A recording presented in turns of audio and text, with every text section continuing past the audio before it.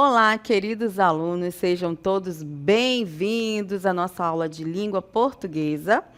Eu sou a professora Daniele Costa e, nesse momento, vamos ao nosso objeto de conhecimento. Aula 23, objeto de conhecimento, efeitos de sentidos, com detalhamento em figuras de linguagem. Então, turmas, vamos juntos para a nossa aula.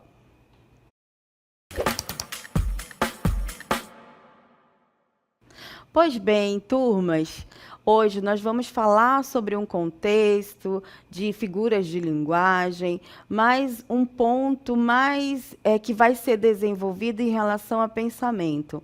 Aqui nós estamos diante dessa imagem que faz uma referência à chegada dos portugueses ao Brasil.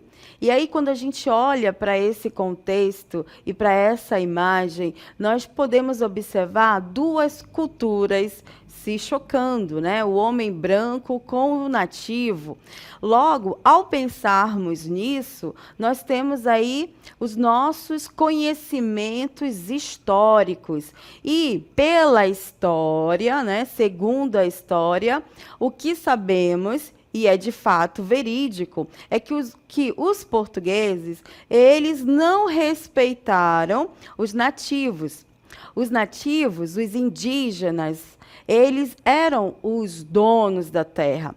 Mas, infelizmente, pela arrogância, né, pela falta de respeito, nós temos aí o comentário histórico de que nós fomos aculturados, né? A nossa história, o começo da história do nosso país. E baseado nesse contexto, ao lembrarmos sobre conhecimentos históricos, a gente interliga aos nossos pensamentos. Isso que nós estamos compartilhando e essa imagem, ela tem a ver com o texto não literário. Só que o nosso conteúdo é sobre figuras de linguagem. E as figuras de linguagem, turma, elas estão dentro de um efeito de sentido conotativo, figurativo, mas baseadas, né, a uma realidade. Com isso, gostaria de perguntar de vocês, fazer uma indagação para vocês. Acompanhe aí na tela a indagação. Vocês já ouviram falar das figuras de pensamento? Se não, essa é a nossa aula. E para contextualizarmos as figuras de pensamento, convido a todos a ouvir o poema do grande Oswald de Andrade, Erro de Português. Erro de português. Quando o português chegou, debaixo de uma bruta chuva, vestiu o índio. Que pena! Fosse uma manhã de sol, o índio tinha despido o português. Autor, Oswald de Andrade. Então, turmas, aqui nós temos um contexto literário, né, do mundo literário, fazendo uma referência ao contexto histórico da chegada dos portugueses. Com isso, observem o título do poema, Erro de Português. Esse erro de português não é gramaticalmente, certo? Quando ele fala, quando o português chegou debaixo de uma bruta chuva, vestiu o índio. Que pena! Fosse uma manhã de sol, o índio tinha despido o português. Ou seja, esse erro aqui que ele está falando não é um erro gramatical, né? O erro de português é uma reflexão sobre questões de identidade. Poder e resistência cultural no contexto brasileiro. E o que intensifica essa reflexão de pensamento é justamente a expressão que pena, juntamente com os dois últimos versos, né? Nesse sentido literário, tem-se, então, uma predominância da figura de pensamento chamado ironia. Então, como nós temos aí esse verso, que pena, traz a ideia de uma ironia, de um pensamento irônico. Com isso, né, nós vamos dando continuidade à nossa aula e, a partir de agora, dessa contextualização, vamos ver o conceito da figura de pensamento para que possamos aí desenvolver as nossas figuras de pensamento. Acompanhe aí na tela. Conceito de figuras de pensamento. São caracterizadas por termos ou expressões empregados em sentido figurado e atrelados ao campo do pensamento, ou seja, da ideia, né, do pensamento. Logo, como nós vimos lá e vamos desenvolver aí ainda o poema, olha só o exemplo dessa contextualização. Que pena! Fosse uma manhã de sol, o índio tinha despido o português. Aqui nos leva a pensar que esse erro não é um erro gramatical, mas é um erro de não respeitar o outro, né? É o erro da ganância. Se eles tivessem olhado realmente com respeito, eram os portugueses que tinham, né, olhado a natureza, a beleza do povo brasileiro, né, no caso dos nativos. Nesse momento agora, vamos conhecer, então, as figuras de pensamento. Acompanhe aí na tela. Então, nós temos 7 figuras de pensamento: ironia, hipérbole, eufemismo, antítese, paradoxo, personificação e apóstrofe. Vamos conhecer a primeira, que é a ironia. Acompanhe. Ironia ocorre quando se afirma o contrário daquilo que realmente se quer afirmar. Geralmente é empregada com a intenção de crítica social e necessita de ter contexto para ser identificada. Então, olha aí os exemplos de ironia. Letra A. Ele correu tão rápido quanto uma tartaruga. A ironia é o contrário do que se quer dizer. Então, nesse caso aí, não é que ele correu rápido, está sendo irônico que ele estava sendo comparado, ironicamente, a uma tartaruga. Na B, a sopa estava uma delícia, fria e sem tempero.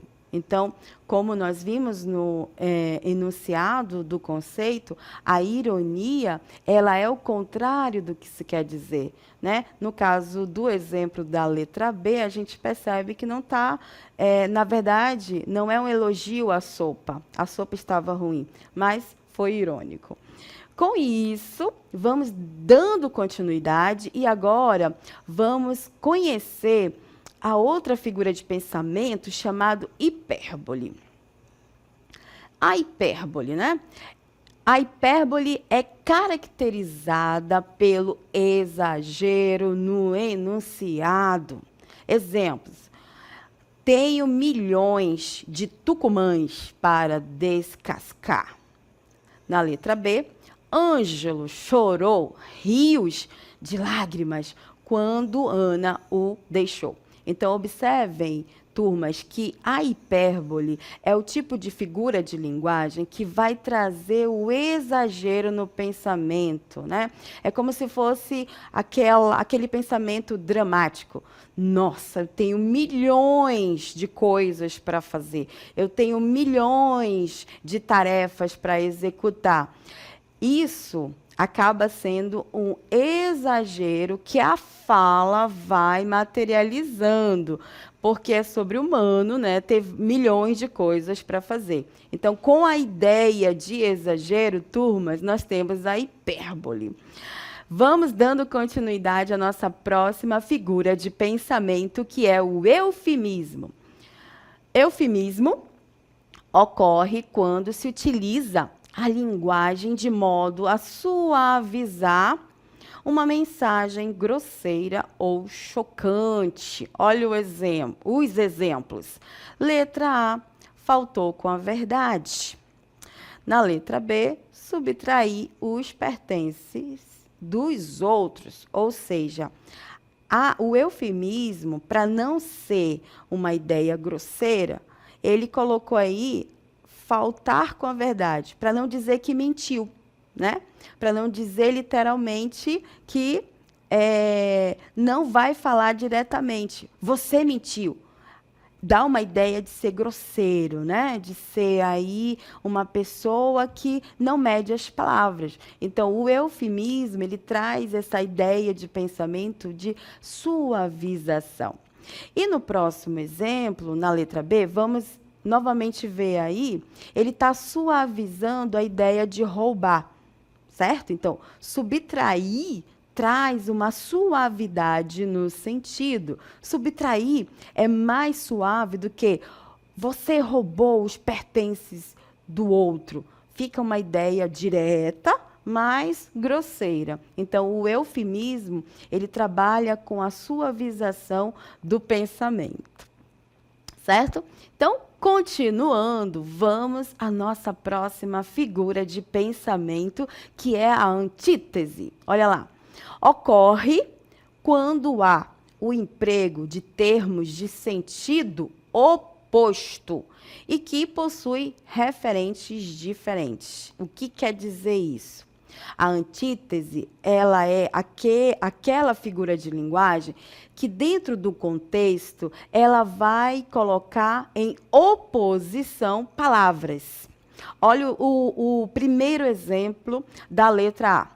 Faça sol ou faça chuva, estarei no teatro. Então, a adversidade não importa, né? Se será sol ou chuva, essa pessoa, esse eu, ele vai ao seu destino. Então, quando se coloca dentro do contexto aí, palavras opostas, dentro do estudo, né, das figuras de pensamento, nós classificamos como antíteses.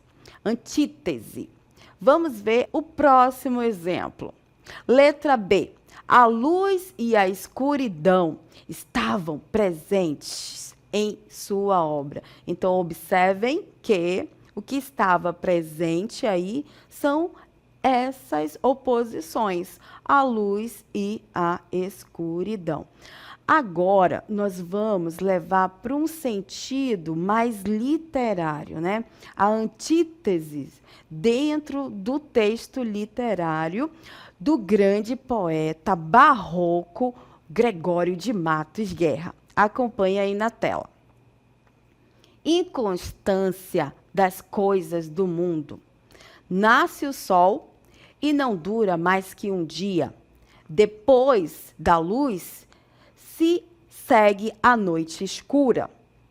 Em tristes sombras morre a formosura, em contínuas tristezas e alegria.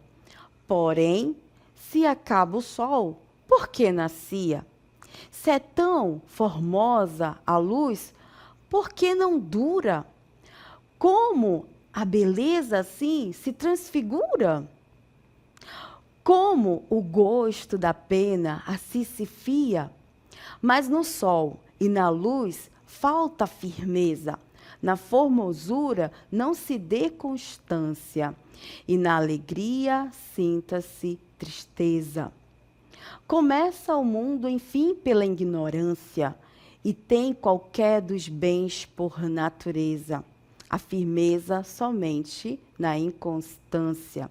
Então, essa voz poética, turma, ela traz, nesse contexto aí poético, a questão da alegria e da tristeza, né? Essa voz poética, ela faz parte de um movimento literário que prega a oposição de ideologias. E no todo, o poema ele está falando sobre a brevidade da vida, né? Ou seja, questionando o leitor, o ser humano, se realmente essa vida terrena vale a pena. Então, se ela vale a pena, tem que fazer essas interrogações aí. E, como na vida, tem suas alegrias e suas tristezas, tá? Então, aqui nós observamos, dentro de uma contextualização literária, a antítese. Dando continuidade, vamos à nossa próxima figura de pensamento, O paradoxo. Paradoxo ocorre quando há o emprego de ideias contraditórias que se relacionam ao mesmo referente. Vamos ver o exemplo e depois a explicação. Então, letra A. Marcelo dormia acordado no trabalho. Aqui, turmas, nós temos uma oposição de ideia, porque o paradoxo, ele tira o sentido lógico. Ou você dorme ou você está acordado. Mas o Marcelo está trabalhando tanto, está tão cansado, que ele está ali nas obrigações, mas ele não está raciocinando direito. Então, chega alguém e fala, ó, você está cansado, você está dormindo acordado, porque eu estou falando com você e você não está prestando atenção. Então, aqui nós temos uma quebra de lógica e nós chamamos, então, paradoxo. Vejamos o próximo exemplo aí de paradoxo. Letra B. O amor é ferida que dói e não se sente. Observem aqui, turma, que nós temos aí. O amor, na sua lógica, é amor. Não é para trazer tristezas nem feridas. Mas quando ele faz essa afirmação, que o amor é ferida que dói e não se sente, ele está quebrando a lógica desse sentimento. Ao quebrar a lógica, definindo o amor como ferida, tristeza, isso aí é um paradoxo. Certinho? Agora, vejamos o paradoxo na voz do nosso poeta, também lá do Barroco, o Padre Antônio Vieira. Acompanhe aí a leitura. Os senhores poucos, os escravos muitos. Os senhores rompendo galas, os escravos despidos e nus. Os senhores banqueteando, os escravos perecendo à fome. Os senhores nadando em ouro e prata, os escravos carregados de ferros. Os senhores tratando-os como brutos, os escravos adorando-os e temendo-os como deuses. Os senhores em pé, apontando para o açoite, como estátuas da soberba e da tirania. Os escravos prostrados, com as mãos atadas atrás, como imagens valíssimas da servidão e espetáculos de extrema miséria. Ó Deus, quantas graças devemos à fé que nos destes, porque só ela cativa o entendimento para que, à vista destas desigualdades, reconheçamos, contudo, vossa justiça e providência. Estes homens não são filhos do mesmo Adão e da mesma Eva? Estas almas não foram resgatadas com o sangue do mesmo Cristo? Estes corpos não nascem e morrem como os nossos? Não respiram o mesmo ar? Não aquece o mesmo sol?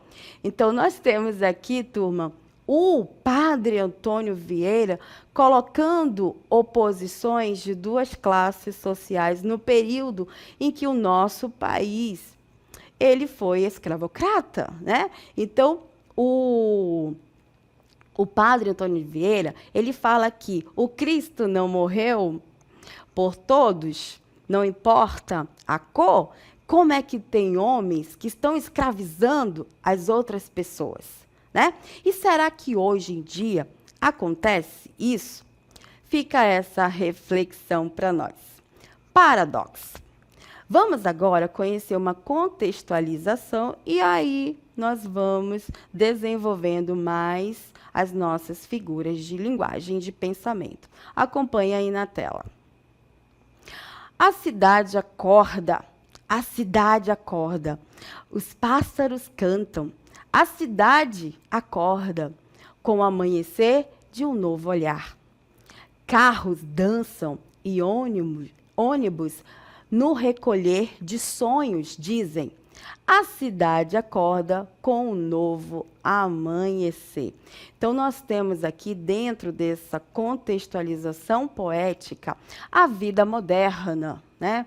Quando nós acordamos, aí já olhamos para o relógio e durante o caminho para o trabalho, nós vamos observando que a cidade, ela tem dentro dessa contextualização características humanas, né? Quando ele fala a cidade acorda, aí traz uma referência na vida real do ser humano, mas esse verbo está se referindo a um ser que não é humano. Quando isso acontece, nós temos a figura de linguagem chamada personificação ou prosopopeia. Vamos ver o conceito.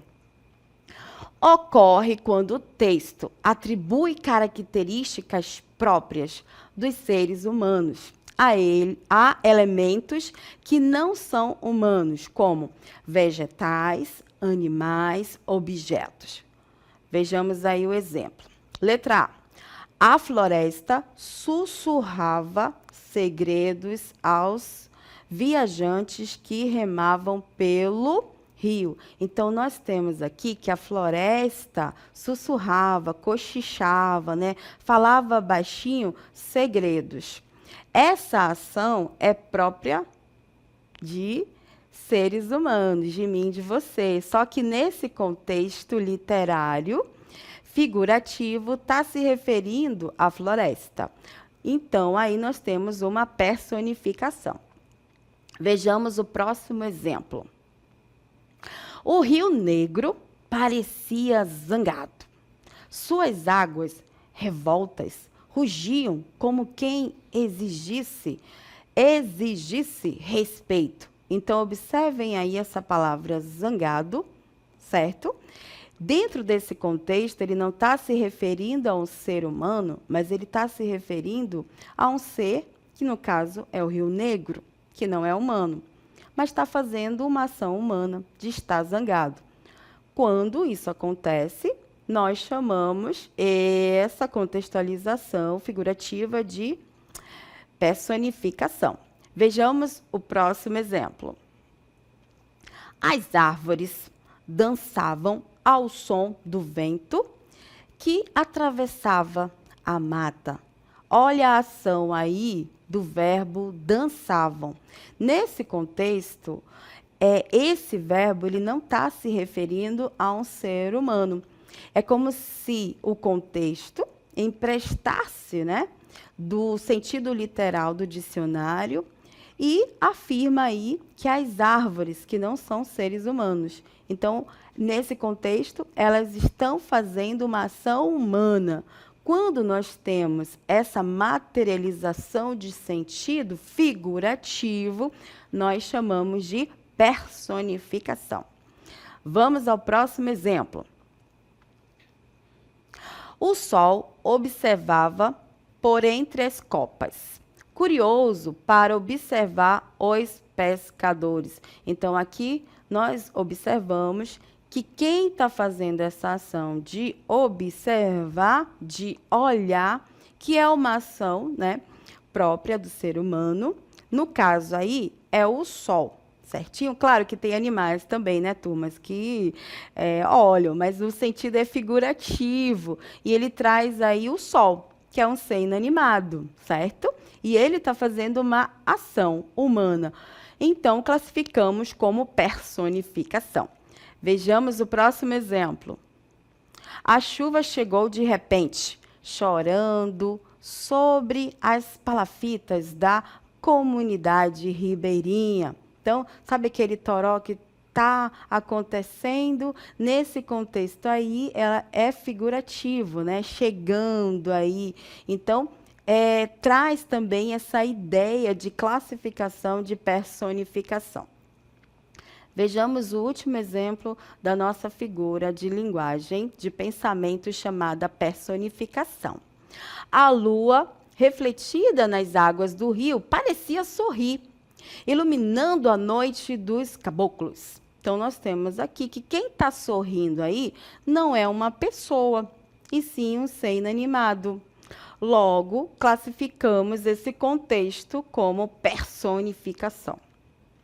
Pois bem, vamos então ao nosso próximo, né? nossa próxima figura de pensamento, que é o apóstrofe.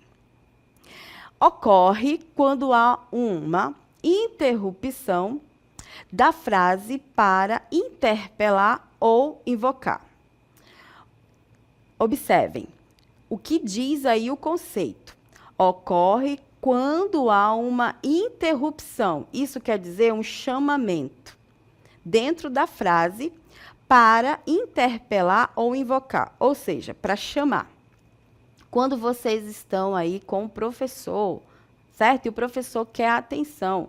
Ele fala, turmas, silêncio. Então, nesse momento, o professor, ele chama, né? Ele está fazendo aí uma invocação, ele quer a atenção. Isso, dentro dos estudos da figura de linguagem, essa parada, esse chamamento, nós chamamos de apóstrofe. Vejamos agora a letra B. Má português. Ó, mar salgado, quanto do teu sal são lágrimas de Portugal. Por ti cruzarmos, quantas mães choraram, quantos filhos em vão rezaram, quantas noivas ficaram por casar, para que fosses nosso, ó mar. Então, observem, turma, que as palavras em destaque, elas estão fazendo um chamamento, estão invocando o mar. Esse contexto, ele fala do momento em que os portugueses, eles se lançam nas grandes navegações.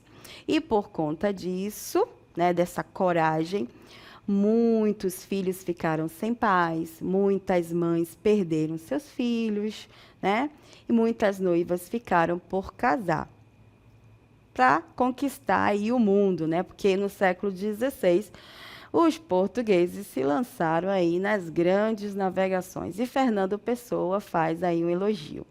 Certinho, turma? Então, vejamos agora uma recapitulação do que nós conversamos hoje sobre figuras de pensamento. Olha lá, quais foram as figuras de pensamento? Ironia, hipérbole, eufemismo, antítese, paradoxo, personificação e apóstrofe. Nós temos aqui algumas frases para a gente relembrar essas figuras de pensamento. Olha só.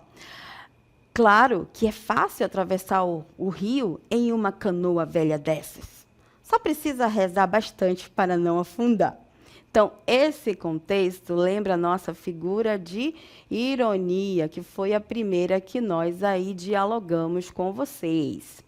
Na letra B, o vento parecia cantar uma melodia triste, enquanto varria as folhas caídas da floresta. Observem aí que quem está fazendo a ação de cantar e varrer é o vento. Logo, a gente tem uma personificação. Na letra C, choveu tanto que parecia que o céu inteiro tinha caído sobre a floresta. Olha a ideia de exagero. Então, aí a gente tem uma hipérbole. Na letra D, no silêncio da noite, o rugido das águas trazia medo e calma ao mesmo tempo. Aqui nós temos o sentimento de medo e calma. Então, personificação. E a última letra aí, o rio parecia chamar os pescadores como um amigo convidando para uma conversa no fim do dia. O rio chamando, fazendo uma ação humana, então, personificação. Então, turmas, nossa aula, então, trabalhou aí as figuras de pensamento. De pensamentos, né? Eu deixo um forte abraço a todos e até a próxima.